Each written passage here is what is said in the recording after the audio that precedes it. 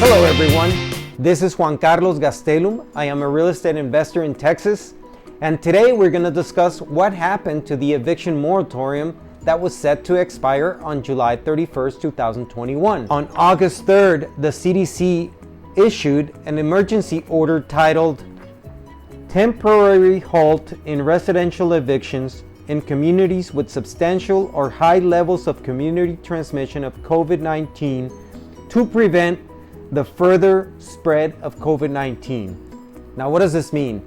This means that for 2 months, from August 3rd to October 3rd, 2021, the eviction moratorium will continue.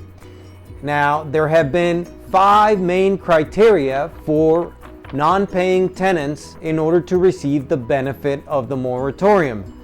The criteria is to have used their best efforts to obtain government assistance for housing. Those renters who are unable to pay their full rent due to a substantial loss of income. 3. Those who are making their best efforts to make timely partial payments of rent. 4. Those who would become homeless to have to move into a shared living setting if they were to be evicted. And 5.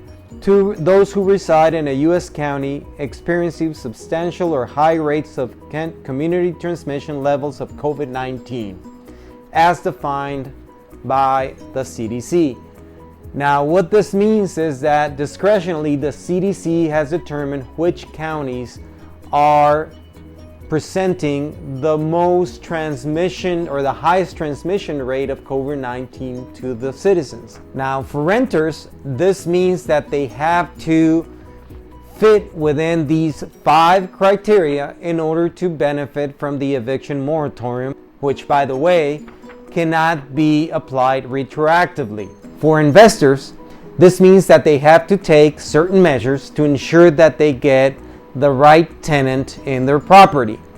Now, those measures include doing proper screening, whether doing it on their own, whether doing it through a broker agent, or doing it through a property management company. Every investor needs to make sure that their qualifying tenants fit the proper criteria for paying rent.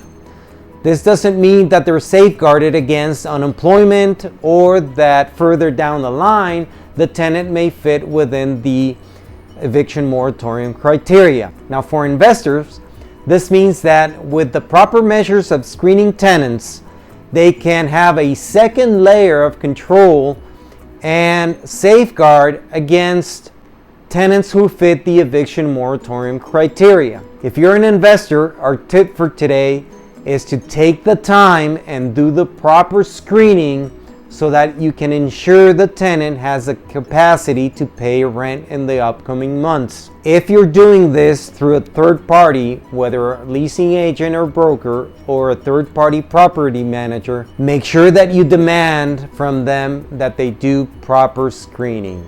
That's it for now. So take care and best wishes on your real estate journey. God bless.